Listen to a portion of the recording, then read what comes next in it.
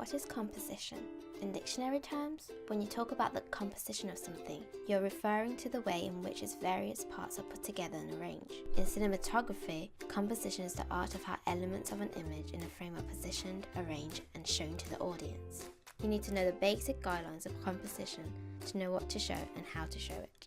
The frame is like a canvas, where composition rules and conventions are applied to visually tell stories. Talking about canvas and art, we have changed so much since the time we viewed cinema through the eyes of theatre and limited ourselves and our compositions. The concept of composition had been around for a very long time, since the beginning of art. Paintings. There are times when art imitates art, and as filmmakers we try to recreate art from artists like Van Gogh and adapt the techniques of composition, treatment of light, colour, and much more.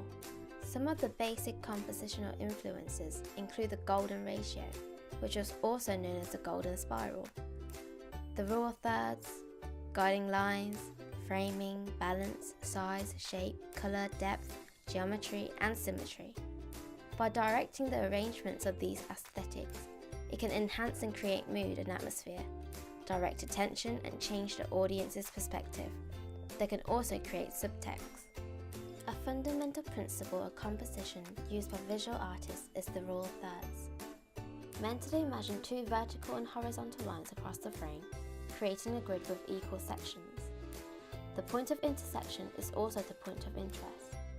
It is said that the subject of interest should be positioned along the intersecting lines, as the image will be aesthetically pleasing and balanced to the eyes. This also applies to close-ups or medium shots. When the subject is the face, it is wise to keep the eyes at the intersection of the top line. By doing so, it creates a pleasant composition. Though majority of the time, the middle section is kept clear to avoid making the frame appear uncomfortable and unnatural to the audience. Breaking the rule of thirds can still create a powerful image like in Mr. Robot. The idea of beauty. Everything in this world has a ratio, and the reason we are attracted to some things more than others is because of the so-called ratio, the golden ratio, which were figured out by mathematicians who were trying to work out the ratio of beauty. All in all, we as humans find patterns, symmetry and proportion aesthetically beautiful, and that is why we search for the same things on screen. Symmetry. Usually placing your main subject in the center of the frame is not ideal. It generally makes the image look static and boring. Though when it comes to symmetry, it's a different story.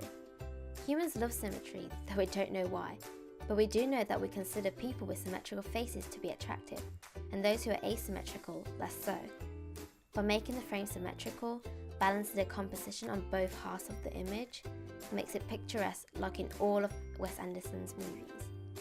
Also, the point of interest is placed right in front, therefore the viewer will not get distracted by other details on screen. Balance is a key factor to making the frame good. It gives a sense of ease and harmony. The frame doesn't have to use symmetry to make it balanced. Just using objects to counterbalance your subject on one side of the frame will make the unbalanced frame seem less tense. Similar to symmetry, patterns and repetition can make a big impact too. If we include an element of interest that breaks the repetitive pattern on screen, it can get the viewers engaged as it causes a contrast. Lines of perspective, leading lines, or sometimes also called vertices, are a type of composition which help guide the viewer's eyes into frame. Sometimes when the focal point in the frame isn't clear, the viewer's attention will be lost. There are two types. Static, meaning majority of the frame consists of horizontal or vertical lines, and dynamic, which consists of diagonal lines. Anything can be leading lines, trees, fences, practically anything. The lines act as a navigator to the subject of interest. It gives depth and aesthetic energy, as lines add a sense of movement.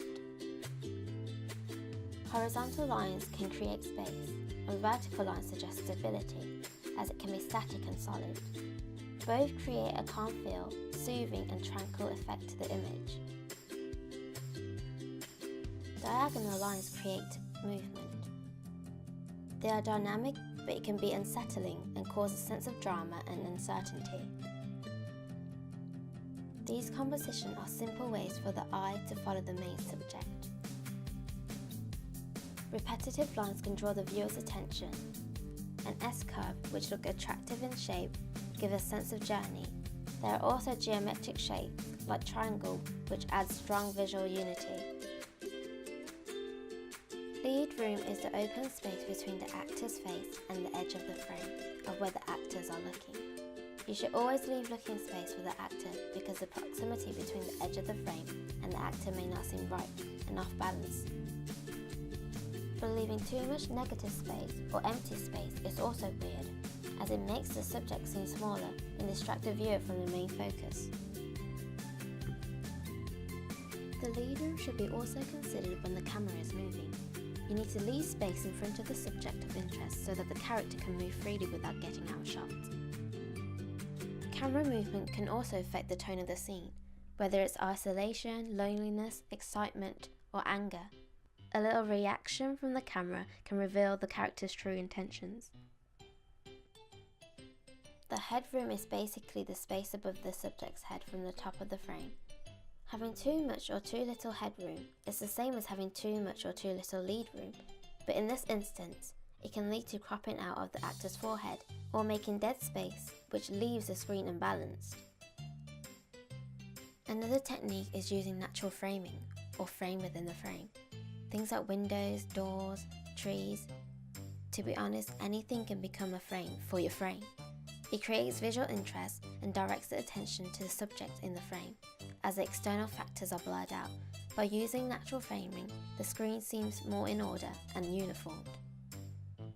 Bringing back the point about how we're naturally attracted to pattern, symmetry and proportion, we naturally notice things that are in high contrast to other parts of the image too. We are sensitive to irregularities and odd aspects within the frame, which include elements like light and dark, colour, size, shape. These can either distract the viewer from unwanted attention to a certain section of the frame or engage the audience. For a frame to look three-dimensional, the foreground, midground and background should be clearly distinguished. That is where you bring contrast in. It creates depth. If the contrast is low between the character and the surroundings, the point of interest will merge with the background. But if there is high contrast, then the subject will stand out. Hitchcock once said, "The size of an object in the frame should equal its importance in the story." The placement, size and scale of an object can show how much control and power a character has in the scene, and it's also commonly used to show relationship between characters or the relationship between character and the environment, space he or she is in. Using all this information, I will try applying it to a short segment from the script, where the main character, let's call her A, is meeting with her friend, and let's call her B, to discuss the recent difficulties she is going through. I started with placing A in the centre of the frame, applying symmetry to direct the viewer's attention to her, as she is the main focus of the scene. The technique was good, however, when B entered the frame, the balance between the two halves broke, which made the frame look unpleasing to the eyes. I then tried using the rule of thirds along with symmetry by placing A and B each at a point of intersection along the top line. This worked well because there is an object to counterbalance each half of the frame. In this instance, it's character A and B. Though the previous frame worked, I wanted to convey a closer relationship between the two characters, so I treated A and B as one subject and placed them both on the same point of intersection to show this.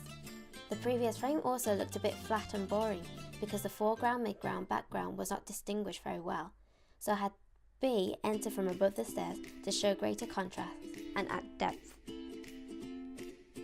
As the scene is about A being distressed about her problems, I proceeded to add greater contrast by changing the colour of the clothing. To show worry and hopelessness, A wore dark clothing so there is low contrast between her and the surroundings, and lighter clothes for B so there is high contrast. By doing so, the character's emotions can be felt. This worked well, but the viewer's attention could be distracted by B, though the focal point is A, so I decided to try using lines of perspective, diagonal lines to be exact, along with rule of thirds to draw the attention back to A. To create a sense of loneliness and make A seem detached, I gave A a lot of lead room to make it look like she's looking far off in the distance, and when B enters the frame, the power is clearly shown by the levels, as B is standing tall and she goes down to A's level. However, even doing so, the point of interest still lies with B, so I decided to give A less lead room and purposely cropping out B to create a lot of negative space behind A, which then creates apprehension and a feeling of isolation and being trapped. I tried this twice, once merging with the rule of thirds and one without. It seems by not using the rule of thirds, character A seemed more disorientated with her situation, which is what I wanted. There are still many compositional techniques that I have not mentioned in this part, but the ones I have used is what I thought would be most suitable for this particular scene. Thanks for listening.